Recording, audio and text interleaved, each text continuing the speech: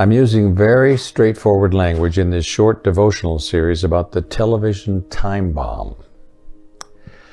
Back in February 1993, the world was outraged when two 10-year-old kids kidnapped and murdered a 2-year-old boy in broad daylight in downtown London. 10-year-olds? Why are 10-year-olds getting into the crime business? In two separate studies by a research group at the University of Pennsylvania, children were asked, how often is it all right to hit someone if you are mad at them? Well, the study showed that children who were heavy viewers of television, more often than light viewers, responded that it is almost all right to hit someone. Unfortunately, children who believe it is usually right to hit someone grow up to become next-door neighbors. And it's no wonder we live in a violent society. The question is, how much farther can we go? What are the limits of violence? A survey of recent history is not very reassuring. In the first half of the 20th century, one nation stood out above all others as the epitome of Western civilization. Its universities were the most highly respected in physics, chemistry, biology, sociology, psychology, music, philosophy, even theology. Its literature, symphony orchestras, and ballet companies were the best in the world. It was the world's industrial leader. In the 1940s, this most enlightened and advanced nation in the world starved, tortured, and butchered 6 million people of another race. During the 1980s, the same thing happened in Cambodia, and tens of millions died at the hand of communism in Russia and China during this century.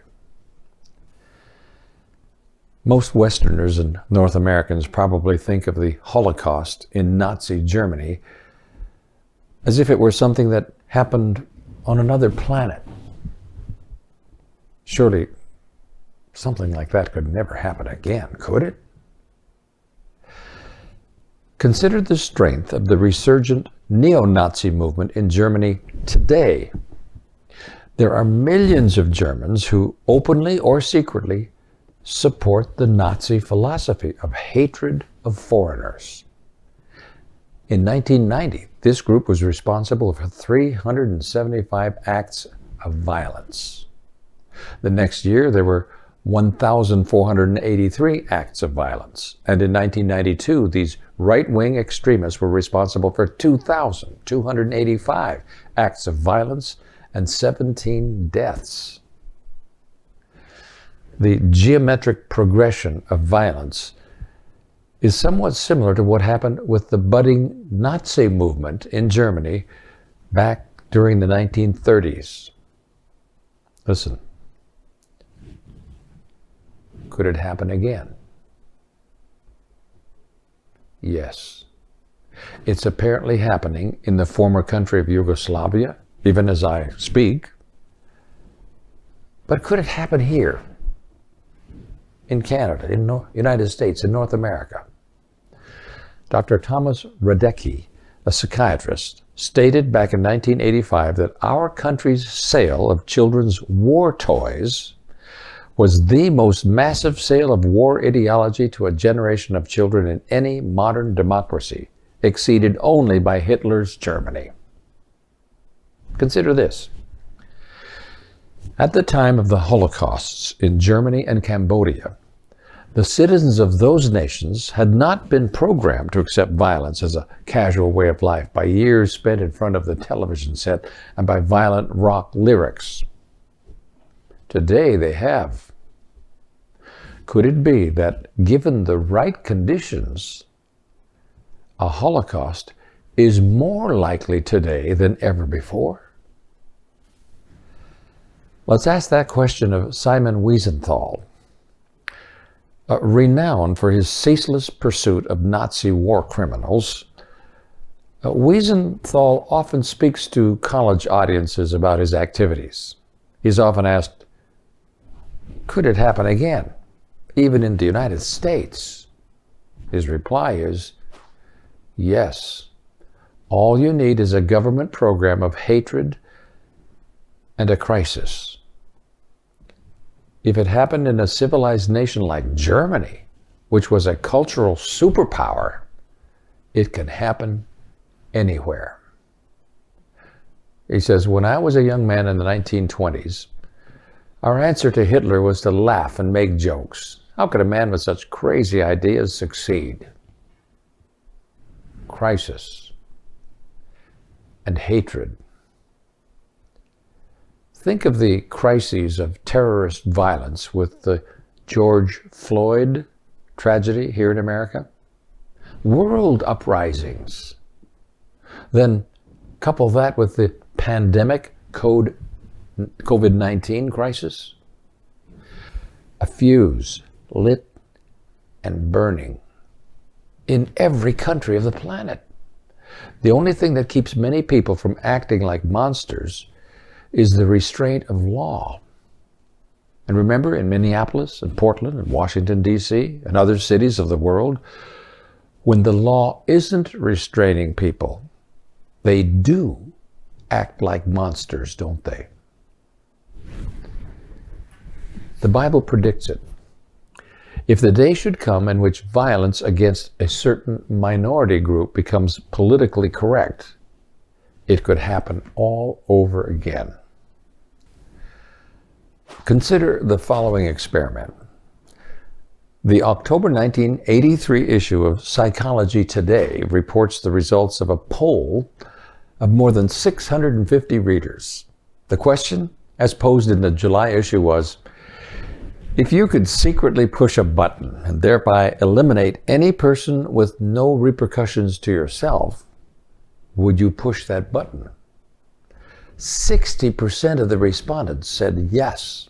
69% of the men and 56% of the women. When asked if they had anyone specific in mind, many of the men named public figures. Women tended to select bosses, ex-husbands, men who had victimized them sexually, and former partners of current lovers. Many people said they would do away with entire groups. One 29-year-old man posed an intriguing question. If such a device were invented, would anyone live to tell about it? The implications of this are astonishing. More than half of the people you meet on the street would kill you if they considered you undesirable, if they thought they could get away with it. The truth is that human nature has a bent toward evil. Without God, the only thing that stands between us and the barbarians is a civility that television is intent upon destroying. Remember Mike Wallace of 60 Minutes? Did a program a few years ago about Adolf Eichmann, one of the principal architects of the Nazi Holocaust. Well, he began by asking this question: how is it possible for a man to act as Eichmann acted? Was he a monster? A madman? Or was he perhaps something even more terrifying? Was he normal? Now, most self-respecting viewers would be outraged at such a suggestion. How could a man who organized mass murder be normal? Well, this startling question came in an interview with Yahil Denur, a concentration camp survivor who testified against Eichmann.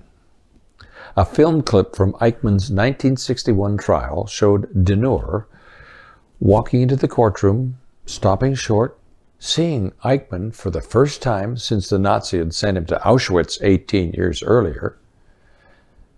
Denur began to sob uncontrollably and then collapsed in a heap on the floor as the presiding judicial officer pounded his gavel for order in the crowded courtroom. Was Diner overcome by hatred, fear, horrid memories? No. Diner explained to Wallace that all at once he realized Eichmann was not the godlike army officer who had sent so many to their deaths. This Eichmann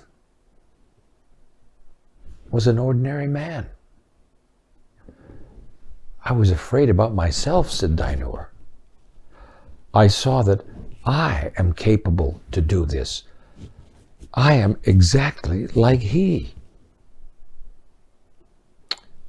Yes, said Wallace, summing up. Adolf Eichmann is in all of us. And friend, until we face this horrifying truth about ourselves, we will be unprepared to face up to the depravity that each of us is capable of. Unless we take steps to prevent it, we may find ourselves sliding into the abyss and doing things we never dreamed we could do. Science, evolution, and education, which Socrates argued would eliminate sin, have done nothing to improve man's moral value. Only the gospel of Jesus Christ can change hearts. What about you, friend? Have you ever wished someone dead? Have you ever murdered someone's reputation? Do you hate anyone? Are you part of the solution or part of the problem of violence? Do you realize the incredible potential for evil that exists in the hearts of ordinary people like you and me? There is no way any sinful human being can control the restless passions of an unconverted heart. Only God can change the heart. But even after the heart is surrendered, it has to be guarded from being reinfected by those old corrosive passions. The only way to stay pure is to put the passions to death.